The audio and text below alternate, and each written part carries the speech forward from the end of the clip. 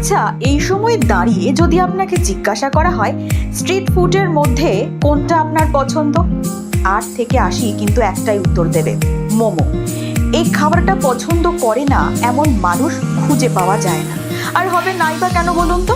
আপনি যদি দোকানে গিয়ে রোল চাউমিনের অর্ডার করেন তাহলে সেটা বানাতে সময় লাগবে, আর মোমো চাইলেই দোকানদার আপনাকে প্লেটে সাজিয়ে দিয়ে দেবে সঙ্গে সঙ্গে।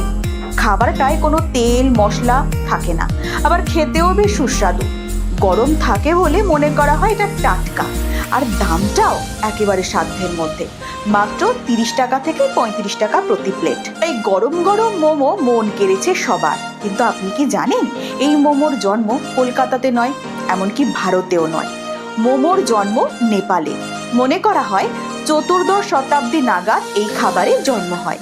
কাঠমান্ডুতে এই খাবারটার বেশ প্রচলন ছিল। নেপালে মেম মানে হলো বাষ্প। যেহেতু এই খাবারটা বাষ্পে সেদ্ধ করা হয় তাই এর নাম ছিল মেম, আর সেখান থেকে আস্তে আস্তে নাম হয় মোমো।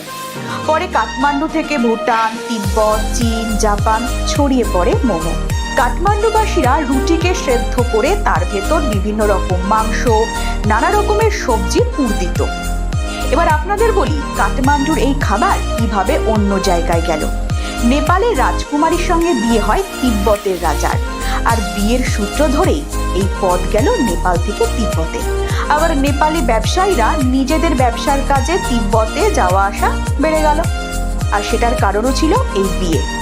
এরপর আস্তে আস্তে তিব্বতে মোমোর জনপ্রিয়তা বেড়ে গেল।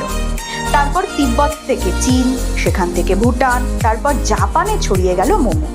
এবার আসি ভারতে কিভাবে এলো মোমো। 1959 সালে তিব্বতী বিদ্রোহের পর বিপুল সংখ্যক মানুষ ভারতে চলে আসে। তাদের সঙ্গে চলে আসে মোমো। লাদাখ, দার্জিলিং, সিকিম, দিল্লিতে একচেটিয়া বসতি স্থাপন করে এই তিব্বতীরা। সেখানে তৈরি হতে থাকে মোমো। তারপর সেখান থেকে সমগ্র ভারতে ছড়িয়ে পড়ে মোমো। এখন তো মোমোর প্রকারভেদও রয়েছে। পাহাড়ি অঞ্চলে প্রতিটি বাড়িতেই তৈরি করা হয় মোমো। যাই হোক, কেমন লাগলো ভিডিওটি কমেন্ট করে জানান। ভালো লাগলে লাইক করুন, শেয়ার করুন, আর অবশ্যই এমন ভিডিও পেতে হলে সাবস্ক্রাইব করুন আর পাশে থাকা বেল আইকন বাজিয়ে দিন।